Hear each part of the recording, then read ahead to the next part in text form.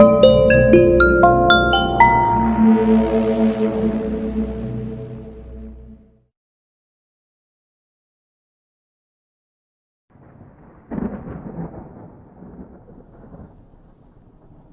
বৃষ্টিমুখর সন্ধ্যায় এখন কিসে প্রয়োজনীয়তা আছে বলতো পৃথ্বী? আমি মুখের সামনে থেকে বইটা সরিয়ে বলি, ভায়া সম, এই অন্ধকার বৃষ্টিমুখর সন্ধ্যায় তোমার কবিতা প্রবণ মনের প্রশ্নের উত্তর আমার কাছে নেই ভায়া। তাই যদি তুমি সমুখ জানলার সামনে থেকে সরে এসে আমার পাশে থাকা চেয়ারে বসে বলে, দেখো পৃথ্বী, আমি যখন ছোট ছিলাম তখন গ্রামের রবি দাদুর মুখে বলা সব ভৌতিক কাহিনী, রোমাঞ্চকর অ্যাডভেঞ্চারের কাহিনী শুনে রাখতাম। আর সেই সমস্ত কাহিনী এখন স্মৃতি রোমন্থন হয় বৃষ্টিমুখর সন্ধ্যা হলেই।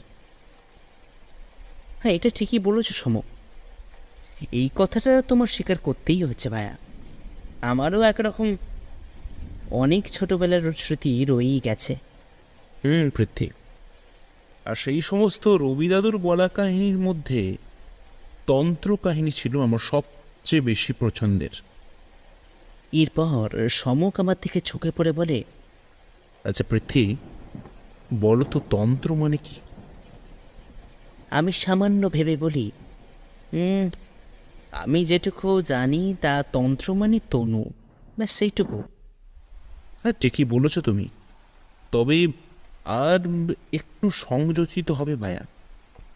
তন্ত্র মানে তনু আর মনের সংযোগ, অর্থাৎ তনু মানে শরীর আর মনকে একসঙ্গে সংযুক্ত করার প্রক্রিয়া, বুঝলে? আশ্চর্য, তুমি এত শত জানলে কি করে? জানার ইচ্ছা থাকলে সবই সম্ভব। তবে যদি আমার কথা বলতে চাও তাহলে বলি, অসংখ্য গ্রন্থ পাঠের ফল। সমক আবারও চেয়ার ছেড়ে জানলার সামনে গিয়ে দাঁড়ায়। বাইরে বিদ্যুতের ঝলকে তার মুখে ফুটে ওঠা পুরানো স্মৃতি রোমন্থনের হাসি দুই ঠোঁটের মাঝখান থেকে দেখা যায়। আমি কিছু বলতে যাব এমন সময় কলিং বেলটা বেজে উঠল। সমুখ আমাকে চোখের ইশারায় দরজা খুলতে বলে।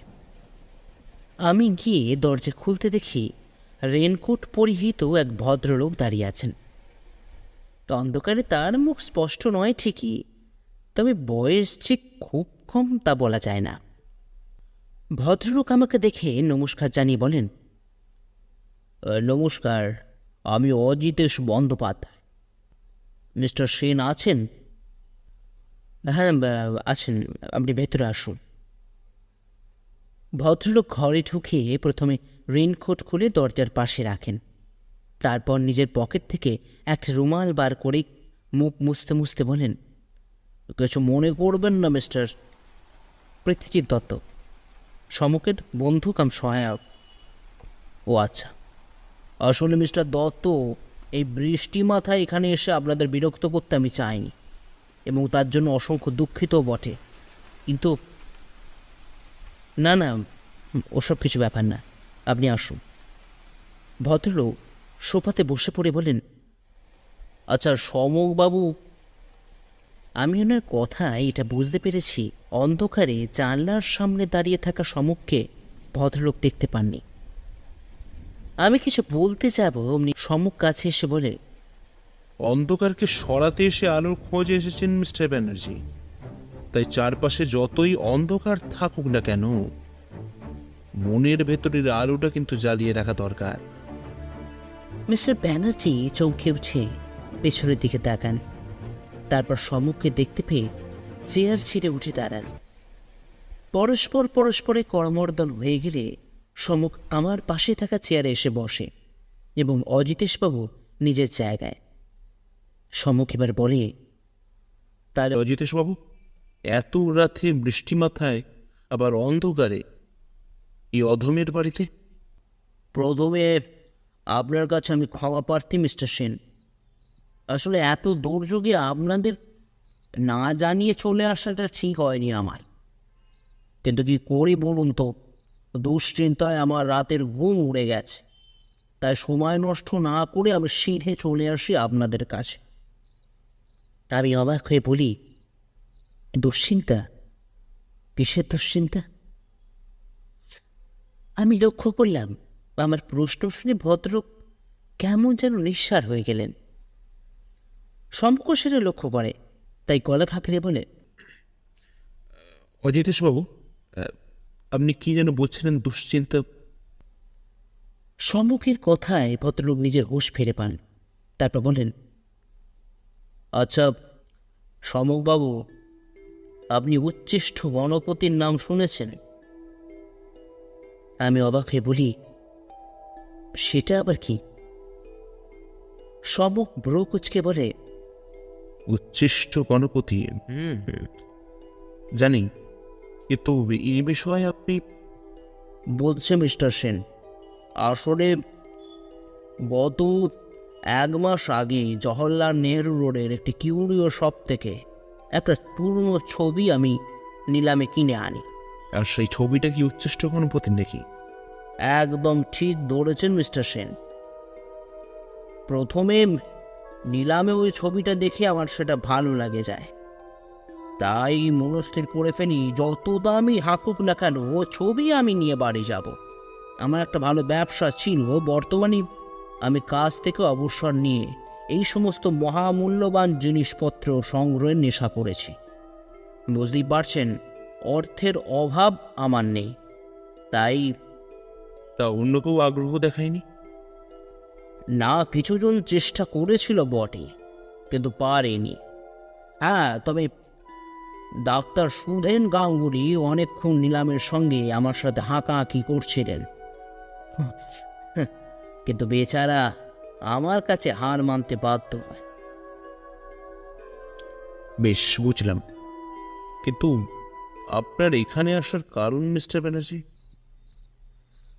সম্মুখের মুখে প্রশ্নটা শুনে অজিতেশবাবু কেমন যেন ঝিমিয়ে পড়েন। তারপর বলেন, আসলে ওই ছবিটাই মিসিং মিস্টার সেন। সে কি? কবে ঘটেছে? গত 2 দিন আগে। পুলিশে জানিয়েছেন? না না, একদম নয়। আমি চাই না পুলিশ এই বিষয়ে তদন্ত করুক। আসলে এই ঘটনা রটে গেলে আমি আরও বিপদে পড়তে পারি। বুঝতেই তো পারছেন মিস্টার সেন, বাড়িতে কম কিছু দামি জিনিস তো নেই, অনেক জিনিস আছে। হ্যাঁ, বেশিরভাগ জিনিসই আমি বেশি দিন রাখি না বটে, কিন্তু যা আছে তা খুব একটা কম কিছু নয়। আচ্ছা অজিতেশবাবু, চুরির দিন আপনি কোথায় ছিলেন? এইটাই তো সমস্যা মিস্টার সেন। আসলে সেদিন আমি আমার দেশের বাড়িতে যাই, অবশ্যই তার পরের দিন সকালেই আমি আবার ফিরেও আসি, আর তার মধ্যেই দেখুন এত কিছু ঘটনা ঘটে গেল। আশ্চর্য ব্যাপার। আচ্ছা, অন্য কিছু চুরি হয়েছে নাকি? না না, কোনো কিছুই চুরি হয়নি। আমি আসলে বেশি দামি জিনিস বাড়িতে রাখি না, বেশিরভাগটাই রাখি আমাদের ব্যাংকের লকারে। সমক এবার একটা তীক্ষ্ণ দৃষ্টি দিয়ে অজিতেশবাবুর দিকে তাকিয়ে বলে, তাহলে ছবিটা বাড়িতে রেখেছিলেন কেন মিস্টার ব্যানার্জি?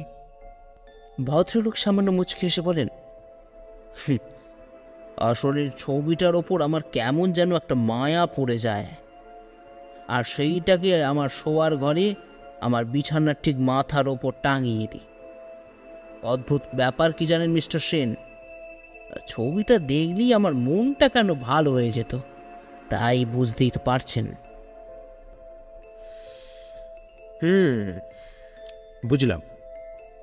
আচ্ছা, আপনি ছাড়া বাড়িতে আর কে আছেন? কেউই নয়, আসলে আমি বিবাহ করিনি।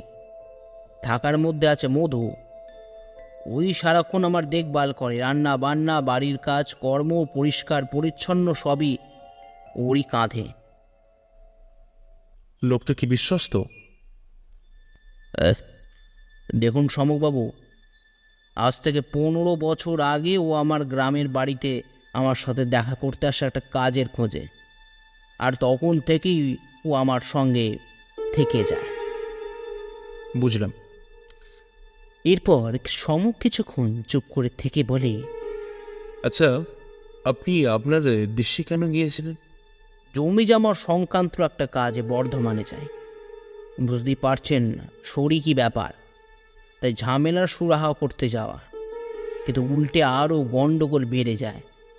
তাই সেদিন রাতেই আমি ফিরে আসতে চাই, কিন্তু মধু বলে অত রাতে কলকাতায় যাওয়া ঠিক হবে না। তাই সেই রাতটা গ্রামের বাড়িতেই থেকে পরদিন সকালেই কলকাতা ফিরে আসে।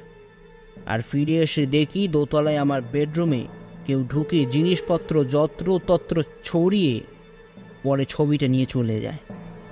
অচিতেশবাবু একটু থামলেন, তারপর বললেন, এবার আপনি আমার সাহায্য করুন মিস্টার সেন, এই বিপদ থেকে আমাকে উদ্ধার করুন। বিপদ থেকে তো উদ্ধার করবো মিস্টার ব্যানার্জি, কিন্তু একবার আপনার বাড়িতে না গেলে এই বিষয়টা তো ঠিক পরিষ্কার হচ্ছে না। বেশ, তো কালকে চলুন না। আমি ঘরটাকে একই অবস্থায় রেখে দিয়েছি যাতে আপনার তদন্তের সুবিধা হয়। সেটা খুব ভালো করেছেন। ঠিক আছে, তাহলে কালকেই দেখা হচ্ছে, তারপর নয় দেখা যাবে। ভদ্রলোক চলে যেতেই আমি সমককে বলি, আচ্ছা সমক, তুমি কি সত্যি কেসটা নেবে?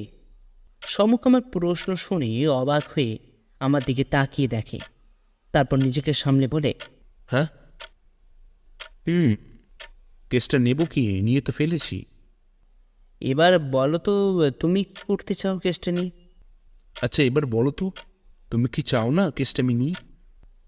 না তা না না, তা ঠিক নয়। আসলে অজিতেশবাবুর কথার মধ্যে কেমন যেন একটা জড়তা লক্ষ্য করলাম, তাই ভাবছি তোমার যদি কিছু একটা।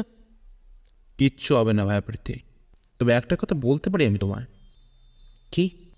কেসটায় জটিলতা কত থাকবে আমি জানি না, কিন্তু এটা বলতে পারি এই কেসে আমি মাথা খাটানোর যথেষ্ট সুযোগ পাবো, বুঝলে? এবার চলো তাড়াতাড়ি খাওয়া সেরে শুয়ে পড়ে যাক, কারণ সকালে আবার রওনা দিতে হবে। এখন ঘড়িতে সকাল 10টা বাজে। আমি আর সমক দাঁড়িয়ে আছি অচিতেশবাবুর বাড়ির সামনে। বাড়ির সামনে লোহার গেট, তার ভেতরে দামি একটা বিদেশি গাড়ি। বাইরে থেকে তো অজিতেশবাবুর অবস্থা যথেষ্ট ভালো বলেই মনে হয়। আমি আর সমক ফটক পেরিয়ে দাঁড়াই সদর দরজার সামনে। সমক কলিং বেল টিপতেই মিনিট 2 মধ্যে এক মাঝবয়স্ক ভদ্রলোক বাইরে বেরিয়ে আসেন। তার পরনে ধুতি আর গায়ে স্যান্ডো গেঞ্জি, মাথায় কাছে পাকা চুল, তার ডান হাতে খুন্তি। তার মানে ইনি হলেন মধু। আমাদের দেখে তিনি জিজ্ঞাসা করলেন, আগে কাকে চাই? সমক বলে, অজিতেশবাবু আছেন নাকি? হ্যাঁ, তা আছেন বই কি। তেনাকে গিয়ে বলুন সমকবাবু এসেছেন। মধুর আর বলতে যাওয়া হয়নি, তার আগেই অজিতেশবাবু চলে আসেন। আরে আসুন আসুন মিস্টার সেন, আসুন, আপনাদের অপেক্ষায় তো পড়ছে এতক্ষণ ধরে। ভদ্রলোক আমাদের ড্রয়িং রুমে নিয়ে গিয়ে একটা সোফাতে বসতে বলেন। আমরা নিজেদের আসন গ্রহণ করার পর সমক বলে, মিস্টার ব্যানার্জি, আগের দিন বলেছিলেন যে আপনি মানে আপনারা দুজন মাত্র লোক, তাহলে এত বড় বাড়ি? মশাই, বাড়িটা বাবাই তৈরি করে গিয়েছিলেন। ভেবেছিলেন তার একমাত্র পুত্র বিবাহ করে সুখে সংসার করবে, কিন্তু আমি তো হয়ে গেলাম ব্যাচেলার, তাই। আচ্ছা, তাহলে এবার একবার ঘটনাস্থলটা দেখে এলে ভালো হয় না? বেশ, তো চলুন না। আমি এমনিতেও কোনো জিনিস ওখান থেকে সরাইনি, আগে আপনাকে বলেছি ব্যাপারটা। চোর যেমনটি করে দিয়ে গেছে ঠিক তেমনটি আমি রেখে দিয়েছি, যাতে আপনার তদন্তের সুবিধা হয়। আমরা 3 জন সিঁড়ি দিয়ে দোতলায় উঠি। ভদ্রলোকের কাছে জানতে পারি ওনাদের একতলায় 3টি আর দোতলায় 2টি ঘর। তার মধ্যে একটিতে থাকেন অজিতেশবাবু এবং অন্যটি তালাবন্ধ অবস্থায় থাকে, আর তাছাড়া রান্নাঘর, বাথরুম ইত্যাদি। সিঁড়ি দিয়ে উঠেই দক্ষিণ দেখেই অজিতেশবাবুর ঘর। ভদ্রলোক আমাদের সেই দিকে নিয়ে যান। দরজা খুলতে দেখি ঘরের মেঝেতে জিনিসপত্র এলোমেলোভাবে পড়ে গেছে। ঘরে ঢুকে দেখি সেখানে তেমন কোনো জিনিস নেই। একটা খাট, আলমারি, জানলার সামনে একটা স্টাডি টেবিল। অজিতেশবাবু এবার দেয়ালের দিকে আঙুল দেখিয়ে বলেন, ওই যে মিস্টার সেন, ওইখানেই ছবিটা টাঙানো থাকতো। হ্যাঁ, এটা তো সত্যি যে সেখানে একটা ছবি টাঙানো ছিল, কারণ বহুদিন ছবি টাঙিয়ে রাখলে যেমন কালো দাগ পড়ে যায় দেয়ালে, ঠিক তেমনই দাগ লক্ষ্য করা যাচ্ছে, তবে আকারে বেশ অনেকটা বড়। সমক ঘরের থেকে এদিক ওদিক সব লক্ষ্য করতে থাকে। আমিও সমককে অনুসরণ করি। সমকের মতো নিবিড় অনুবেক্ষণিক ক্ষমতা আমার নেই বটে, কিন্তু ওর সাথে থাকতে থাকতে বিষয়ের মূল কারণটা উপলব্ধি করার ক্ষমতা আমার এসে গেছে। আমি সমকের পেছন পেছন সব জিনিস দেখতে দেখতে গেলেও আমার নজর ছিল সমকের মুখের দিকে, কারণ সেই মুখে নানা রঙের খেলা। প্রতিটা জিনিস সে পর্যবেক্ষণ করছে আর তার মুখের আতর পরিবর্তন হচ্ছে। কিছুক্ষণ এভাবে চলার পর সমক বলে, অজিতেশবাবু, আপনার কাছে পেন্টিংটার প্রতিচ্ছবি আছে নাকি? ভদ্রলোক বলেন, হ্যাঁ তা তো আছেই। আমি একবার একটা ফোনে ছবিটা তুলে রাখি। বেশ, আপনারা নিচে গিয়ে বসুন, আমি বরং মোবাইলটা নিয়ে আসি। আমরা একতলা ড্রয়িং রুমে ফিরে এসে আবার সোফায় বসি। এদিকে অজিতেশবাবু ফোনটা আনতে স্টাডি রুমে চলে যান। আমি সমককে প্রশ্ন করি, কী ব্যাপার সমক, তোমাকে খুব উতরা মনে হচ্ছে? সমক তার ধারালো হাসি এসে বলে, সমক সেন কি রোমাঞ্চ তাড়া করে বেড়াচ্ছে ভাই, বাকি কথা বাইরে। সমকের কথা শেষ হতে না হতেই অজিতেশবাবু মোবাইল হাতে ঘরে ঢুকেলেন। সমককে ফোনটা হাতে দিতে আমিও কি মেরে ছবিটা দেখি। 6 হাত বিশিষ্ট নীল রঙের গণপতির ছবি, যিনি পদ্ম সিংহাসনে বসে আছেন। আর একটা বিশেষ জিনিস হল, তার বাম কোলে বিরাজমান এক নগ্ন দেবী। সমক এটা দেখে বলে, খুব সুন্দর, তাতে কোনো দ্বিমত নেই মিস্টার ব্যানার্জি। তবে যতদূর আমি জানি এই মূর্তি তন্ত্র জগতে ব্যবহৃত হয়। হ্যাঁ, আপনি ঠিকই ধরেছেন মিস্টার সেন। আসলে আমি ছোট থেকেই গণেশ ভক্ত, তাই ছবিটা পেয়ে। আচ্ছা, আপনার কোনো শত্রু আছে নাকি? না, তেমন কোনো আছে বলে তো জানি না, তবে তবে কি অজিতেশবাবু? আসলে এই ছবিটা কেনার সময় একজনের সঙ্গে টক্কর হয়েছিল, আপনাকে আগেই আমি বলেছি। তাই ভদ্রলোকের কথা শেষ হতে না দিয়ে মধু এসে বলে, একজন ভদ্রলোক বাইরে দরজা করা এসে তার সাথে দেখা করতে চায়। অজিতেশবাবু আমাদের একটু অপেক্ষা করতে বলে বাইরে চলে যান। এদিকে মধু আমাদের জন্য আনা চা টেবিলের উপর রাখতে থাকে। সমক তাকে বলে, আচ্ছা মধু, আপনি কতদিন আছেন এখানে? মধু সমকের এই কথা শুনে প্রথমে ঘাবড়ে যায়, তারপর নিজেকে সামলে বলে, আগে তাও অনেক দিন হবে বাবু, প্রায় 15 বছর তো বটেই। তোমার বাবুর পছন্দের ছবি চুরি হয়েছে সেটা তুমি জানো? আগে সেই বিষয়ে কিছু বলতে চাও? আসলে বাবু আমি কিছুই জানি না। যেদিন প্রথমে বাবু দেখেন ছবিটা চুরি হয়েছে, তার আগের দিন আমরা বর্ধমানে গেছি। কেন? আগে বাবুর বাড়ির সম্পত্তি নিয়ে কিছু একটা সমস্যা চলছিল, তাই বেশ, তারপর? তা সেদিন বর্ধমানের বাবুর সাথে তার পরিবারের অনেক ঝামেলা হয়। বাবু চলে আসেন সদরে। গ্রাম থেকে সদরের দূরত্ব অনেকটা বেশি হওয়ায় আমরা অনেক রাত হয়ে যায় সদরে ফিরতে। তাই আমি বাবুকে বলি একটা হোটেলে থেকে যেতে, পরদিন খুব ভোরে আমরা রওনা দেব। বাবু আমার কথা রাখেন। সকাল সকাল আমরা বাড়ি চলে এলাম। তো বাড়ি এসেই বাবু আমাকে কিছু খাবার আনতে দোকানে পাঠান, আর আমি জিনিসপত্র নিয়ে এসে দেখি বাবু মাথায় হাত দিয়ে বসে আছেন। সমক এবার বলে, আপনি কতক্ষণ পরে দোকান থেকে ফেরেন? কাছেই দোকান, তাই মিনিট 10-এর মধ্যেই আমি ফিরে আসি।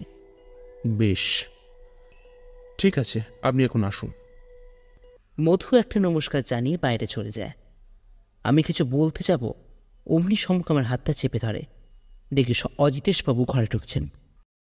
সরি মিস্টার সেন, অনেক দেরি হয়ে গেল। না না, কোনো ব্যাপার না। অজিতেশবাবু আমাদের সামনের চেয়ারে বসে বললেন, তাহলে এখন কি করবেন মিস্টার সেন? সমক চায়ের কাপে চুমুক দিয়ে বলে, সেটাই তো ভাবছো অজিতেশবাবু। এরপর চায়ের কাপটা টেবিলে রেখে সোফা ছেড়ে উঠে বলে, বেশ, এখন তাহলে আসি অজিতেশবাবু, কিছু দরকার হলে আবার আসবো। আমরা দুজনেই অজিতেশবাবুকে নমস্কার জানিয়ে রাস্তায় বেরিয়ে পড়লাম। আমি লক্ষ্য করলাম সমক কেমন যেন ঝিম মেরে গেছে। তাকে আমি বলি, কি হলো সমক, কোনো সমস্যা? আমার কথায় নিজের হুঁশ ফিরে পেয়ে হাঁটা থামিয়ে সে বলে, হ্যাঁ, বিশাল সমস্যা ভাই। এখন একটা জায়গায় যাওয়া খুব দরকার। কোথায়? সেই কিউরিও শপ, যেখান থেকে অজিতেশবাবু ছবিটা নিলামে কিনেছিলেন। কিন্তু সেখানে গেলে কোনো লাভ হবে কি? দেখো, লাভ লোকসান আমি অত কিছু বুঝি না, তবে সেটা ওখানে গেলেই বরঞ্চ ভালো বোঝা যাবে, কি বলো? বেশ, চলো। কিউরিও দোকানে ঢুকতে দেখি একজন অবাঙালি ভদ্রলোক সাদা গদির ওপর বসে কি যেন মন দিয়ে দেখছেন। সমক সামনে যেতেই ভদ্রলোক কেমন যেন ভূত দেখার মতন বলেন, আরে আরে সমক বাবু আছেন তো? কি ভাগ্য আমার, আসেন আসেন। সমক তার বিখ্যাত হাসি হেসে বলে, সিংজি, আপনার দোকানে জিনিস চুরি হচ্ছে যে? মানে আমার তো কোনো জিনিসই চুরি হচ্ছে না। না, ঠিক আপনার দোকানে নয়, আপনার নিলাম থেকে জিনিস কিনে নিয়ে যাওয়ার পরেই লোকেদের বাড়ি থেকে চুরি হচ্ছে। ভদ্রলোক একগাল হেসে বলেন, এতে আমি কি করতে পারি বলেন তো? না, এটাও তো হতে পারে আপনি নিজের দস্যু দিয়ে জিনিসগুলোকে আবার লুট করাচ্ছেন। আরে কি বলেন মশাই, আমি ব্যবসায়ী লোক আছি, আর ফালতু ঝামেলা করলে আমার ব্যবসা লোপাটে উঠবে। এরপর সম্মুখের দিকে মুখ বাড়িয়ে ভদ্রলোক প্রশ্ন করেন, কিন্তু কার মাল চুরি হয়েছে মশাই? অজিতেশ ব্যানার্জির। অজিতেশ বাবু? সে কি? আপনি চেনেন? আরে কি বলছেন মশাই, উনি তো আমার একজন ভালো খদ্দের আছেন, প্রায় আসেন আর নিলামের থেকে মোটা টাকার জিনিস বিকে নেন, আমার ফায়দা বি আছে। তা উনার কি জিনিস চুরি হলো মশাই? গণপতির ছবি। আরে বাপ রে বাপ, কি বলছেন মশাই, ও তো বহুত দামি জিনিস আছে, অনলি ওয়ান পিস। হ্যাঁ, সেটার খোঁজ করতেই আপনার কাছে আসা। দেখেন মিস্টার সেন, হ্যাঁ আমি মানছি যে আমার কাজ একেবারে এক নম্বরই নেই, দু নম্বরই বি আছে, কিন্তু তা বলে আমার ভালো খদ্দেরের বাড়িতে গিয়ে আমি জিনিস চুরি করে আনবো না। বেশ, বুঝলাম। আচ্ছা, ওই ছবিটা আর কারো নজর এসেছিল কি, বলতে পারেন? দেখেন সমক বাবু, ও চিজ বহুত বাড়িয়া ছিল, তাই নজর তো থাকবেই। তবে আমার এখানে যারা আসেন তারা চুরি করতে পারেন এরকম আমি বলতে পারি না। হ্যাঁ, তবে লোভবশত এটা হতেই পারে। বুঝলাম। আচ্ছা, আপনি তো বললেন ওয়ান পিস, তাহলে ওটার দাম বাজারে, মানে বর্তমান বাজারে কত হওয়া উচিত ছিল? কি বলেন মশাই, ও বলাবি আমার মুখ দিয়ে বেরোবে না। প্রায় ধরে রাখেন ওই 20 লাখের উপর তো হবেই। বেশ, ঠিক আছে, আমরা এখন উঠি সিংজি, তবে কাউকে বলবো না যে আপনারা এখানে এসেছিলেন, তাই তো? একদম। আচ্ছা পৃথ্বী, তোমার বোন মানে আমার সহধর্মিনী সঞ্চিতা, যে আমার সাথে একটু লুকোচুরি খেলতে ভালোবাসে, সেটা নিঃসন্দেহে তুমি জানো। আমি অবাক হয়ে বলি, কি বলছো বলো তো ভাইয়া? আমি তো, তুমি কিছুই বুঝতে পারছো না, তাই তো? হ্যাঁ তা তো বটেই। সমক জানলা থেকে নিজের মুখটা আমার দিকে ঘুরিয়ে বলল, ওই জন্যই বলি ভাই, একটা বিবাহ করো, দেখবে বউয়ের স্পর্শে তোমার মাথাটা আমার মতনই খুলে গেছে। এই বলে আবারও আকাশের দিকে তাকিয়ে থাকে সে। আমি বলি, আচ্ছা, এর সাথে আমার বিয়ের কি সম্পর্ক বলো তো ভাইয়া? সমক একটা সিগারেট ধরিয়ে বলে,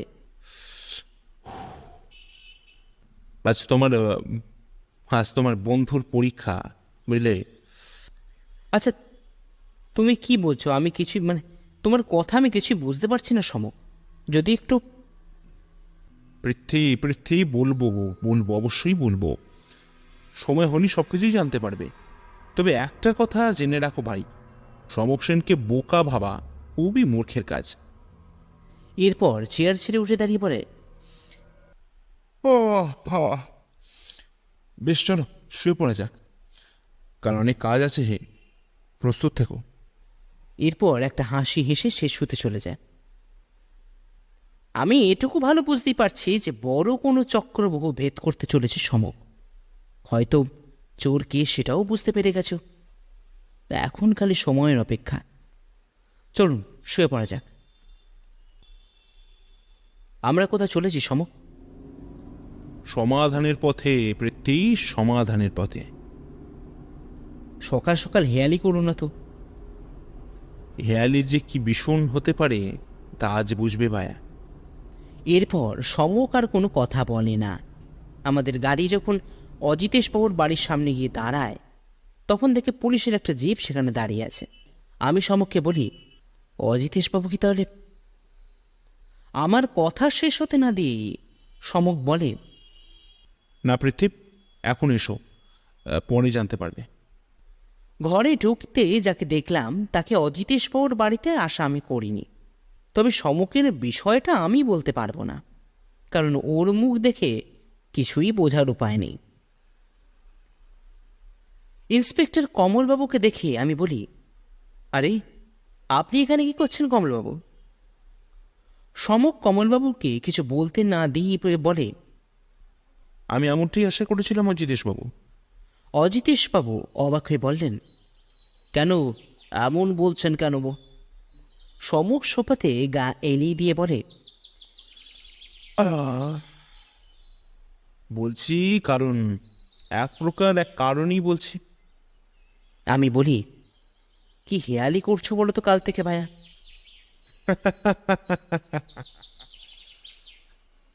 ভায়া পৃথ্বী, আসল হেয়ালির কথা শুনলে বুঝবে আমার থেকেও বড় হেয়ালির মানুষ আছে পৃথিবীতে। সমকের এরকম উত্তরে আমি আকাশ থেকে পড়লাম। বললাম, মানে? মানে? এরপর অজিতেশবাবুর দিকে ফিরে সমক বলে, সেটা আমি বলবো না আপনি বলবেন অজিতেশবাবু? অজিতেশবাবু অবাক হয়ে বলেন, আপনি কী সব এসে থেকে বলছেন না, আমি তো কিছুই বুঝতে পারছি না মিস্টার সেন। অবাক হচ্ছেন তাই না? এরপর কমলবাবুর দিকে ফিরে প্রশ্ন করে, আচ্ছা কমলবাবু, আপনার তো আমাদের সাথে বহু বছর ধরেই পরিচয়, তাই না? এই হ্যাঁ মশাই, তা তো বটেই। তাই এমনটা করলেন কেন? কমলবাবু দুপুর ঢোক গেলে চুপ করে গেলেন। সমক এবার অজিতেশবাবুর থেকে ফিরে বলে, এসবের কি খুব একটা দরকার ছিল অজিতেশবাবু? হঠাৎ আমাদের চমকি দিয়ে অজিতেশবাবু হো হো করে হেসে ওঠেন। তারপর সমকের হাত দুটো ধরে করমর্দন করতে করতে বলেন, ধন্যী মশাই আপনার অধ্যাবসায়। এখন বলতে আমার কোনো বাধা নেই, আমি আপনার কাছে পরাজিত, তবে সেটা খুবই সম্মানের। আমি এবার নিজের কৌতূহল চাপতে না পেরে সমককে বলি, কি ব্যাপার বলো তো সমক, আমাকে একটু খুলে কিছু বলবে? সমক এবার সোফা ছেড়ে উঠে আমাদের সামনে পায়চারি করতে করতে বলে, দেখো ভায়া পৃথ্বী, বর্তমান পৃথিবী, বিশেষ করে এই কলিকালে বড় জটিল। এখানে পদে পদে অগ্নি পরীক্ষা না দিলে নিজেকে প্রমাণ করা যায় না। ঠিক তেমনই এক অগ্নির পরীক্ষা ব্যবস্থা করে রেখেছিলেন অজিতেশবাবু, শুধু আমার জন্য। আসলে উনি জানতে চেয়েছিলেন আমার বুদ্ধির তীক্ষ্ণতা ঠিক কতটা, আর তার জন্যই নিজের কিনে আনা ছবি সরিয়ে ফেলেন। তারপর চুরি হয়ে গেছে বলে একটা ফোন দিয়ে বেঁধে শীতে চলে যান আমাদের বাড়িতে। তার মানে ছবিটা চুরি হয়নি? কে বলল সেটা? আমি কি বললাম? ছবি অবশ্যই চুরি গিয়েছে, আর সেটা চুরি করেছেন অজিতেশবাবু নিজেই। আমি তো অবাক। তারপর বলি, হ্যাঁ মানে? হ্যাঁ প্রীতি, অজিতেশবাবু। আসলে উনি কমলবাবুর কাছ থেকে আমার কথা জানতে পারেন। যতদূর মনে হয় ওনার বর্ধমানের জমির রহস্যে কিনারা করতে এক সত্যান্বেষের দরকার উনি বোধ করেন। পরে কমলবাবুর সাথে যোগাযোগ করতে উনি আমার নামটা রেকমেন্ড করেন। কিন্তু কিসের কিন্তু? কিন্তু মুশকিল হলো অন্য জায়গায়। ওনার জমি মামলা জটিল কেস সঠিক হাতে যাবে কিনা উনি যাচাই করতে এই পরীক্ষার ব্যবস্থা করেন। অজিতেশবাবু এবার বলেন, কিন্তু মশাই আপনি বুঝলেন কিভাবে? সমকে নিজের চশমা ফাঁক দিয়ে অজিতেশবাবুর দিকে ফিরে বলে, চোর চুরি করতে এলে অত পরিপাটি করে জিনিসপত্র ছড়িয়ে রাখে না অজিতেশবাবু। আর তার উপর অত বড় ছবি চুরি করে নিয়ে যাওয়া চারটিখানি ব্যাপার না যদি একলা আসে। তাই সমস্যার সমাধান করতে আমার বিশেষ বেগ পেতে হয়নি। আর হ্যাঁ, আরেকটা জিনিস। এই বলে নিজের পকেটের ভেতর থেকে একটা কার্ড বার করে সে দেখায়। তাতে লেখা ইন্সপেক্টর কমলবাবুর একটি ভিজিটিং কার্ড। এরপর সমক বলে, ব্যাস, এই কার্ডটা পেয়ে আমি 2 দিয়ে 4 করে দিই। বর্ধমান থেকে আসার সময় আপনি কমলবাবুর সাথে কথা বলে সব ঠিক করে নেন। ঘরে ঢোকার সঙ্গে সঙ্গে মধুকে খাবার কিনতে পাঠিয়ে ছবিটা সরিয়ে ফেলেন। কিন্তু আসল ছবিটা এখন কোথায় সমক? সমক সোফায় এসে আমার পাশে বসতে বসতে বলে, যতদূর মনে হয় দোতলায় অজিতেশবাবুর ঘরের পাশের ঘরে, যেখানে তালা চাবি দেওয়া আছে, তার মধ্যেই ছবিটা আছে। ব্রাভো ব্রাভো, আপনার জয় হোক মশাই, বলে ওঠেন ইন্সপেক্টর কমলবাবু। সমক এবার নিজের চশমা পরিষ্কার করতে করতে বলে, তাহলে অজিতেশবাবু রহস্য সমাধানের উপায় স্বরূপ ছবিটা দেখা যেতে পারে তো? আলবাদ মশাই। আমরা 4 জন এখন দাঁড়িয়ে আছি উচ্ছিষ্ট গণপতি ছবির সামনে। সত্যি এক কথায় যাকে বলে অনবদ্য। অজিতেশবাবু বললেন, মশাই আপনি এমনিতে বেশি দিন জিনিস রেখে দিই না, বেচে দিই, কিন্তু এই ছবিটা আমি কাছছাড়া করতে পারিনি। তা নিজের ঘরেই ওটাকে টাঙিয়ে রাখি। পরে আপনাদের দক্ষতা দেখার জন্য এই ব্যবস্থা। বেশ ভালো করেছেন অজিতেশবাবু। সত্যি ছবিটা কিন্তু খুবই সুন্দর, এক কথা অনবদ্য। তারপর আমার দিকে ফিরে সমক পড়ে, কি ভাই আপেক্ষে এবার এই ঘটনার কি নাম রাখবে ভাবছ? আমি এক দৃষ্টিতে একবার সমকের দিকে আর একবার ছবিটার দিকে তাকিয়ে বলি, এখন কিছু বুঝতে পারছি না সমক, দেখি। সমক মৃদু হেসে বলে, তোমার অনুমতি থাকলে আমি এবারে নামকরণটা করতে পারি ভাইয়া। এমা, এ কি বলছো ভাই? আমাকে লজ্জায় ফেলে দিচ্ছ। অবশ্যই পারো, তোমার কাণ্ড নিয়েই তো রচনা। সমক এবার তার বিখ্যাত ধারালো হাসি হেসে বলে, ছল ছবি রহস্য।